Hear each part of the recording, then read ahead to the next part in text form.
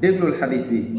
yonente muhammad sallallahu alayhi wa sallam yàlla nañ yàlla boole moom ci biir aljanna allahuma amin ñun ak suñuy mbokk ak suñuy wéyjur ak suñuy famille ñëpp amin ya rab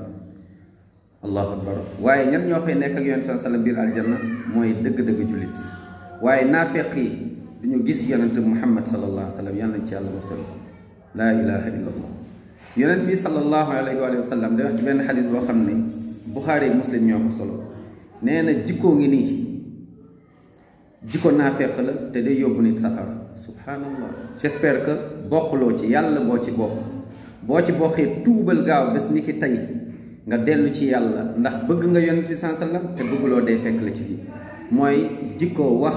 lu dul dëgg mooy nar tey nag mu nekk lu ñu banaliser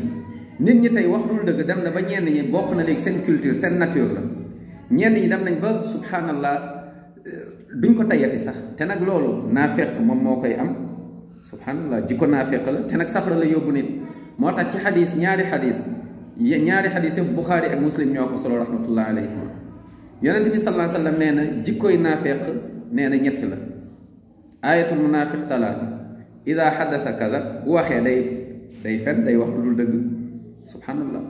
nee na wa ida waada axlaf bu la diggee da lay wor subhanallah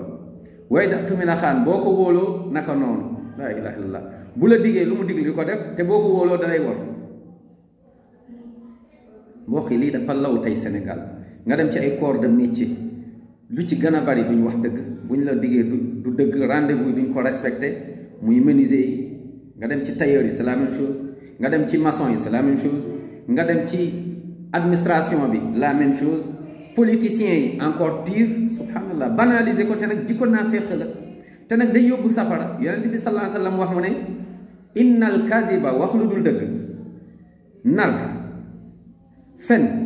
nee na yahdi ilal fujur day yóbbe ci kàccoor da ngay dem ba da ngay mujjee nekk ku kàccoor c'est-à-dire yeneen feebar ñooy nekkaat ci yow day gën a multiplier wu mooy sa mbugal ci biir safara subhanallah te nag nee na wa innal fujur yahdi ila naar la ilaha illallah nee na da lay yóbbe safara kon mbokk yi nañuy wax dëgg ndax bañ a wax dëgg day yóbbe ila naar day yóbbe safara bañ a wax dëgg nar wax du dul dëgg ndekte jikko yi naafeq la subhanallah subhanallah subhanallah nañu tuub gaaw dellu ci yàlla avant dee di ñëw tey nag mu nekk loo xam ne taxsabuuna hayyinan wa inda Allahi aziim dañ ko nit ñi dañ ko banaliser wax lu dul dëgg léegi da nga naan Sénégal est-ce que du ñëpp sax ñoo daanu ci feebar bi est-ce que du ñëpp ñooy naafeq est-ce que du ñëpp ñoo nekk ci yoonu safara illa man rahimallah lu dul ñu tuuti yàlla nañ ci yàlla boole allahumma amin ya rabbi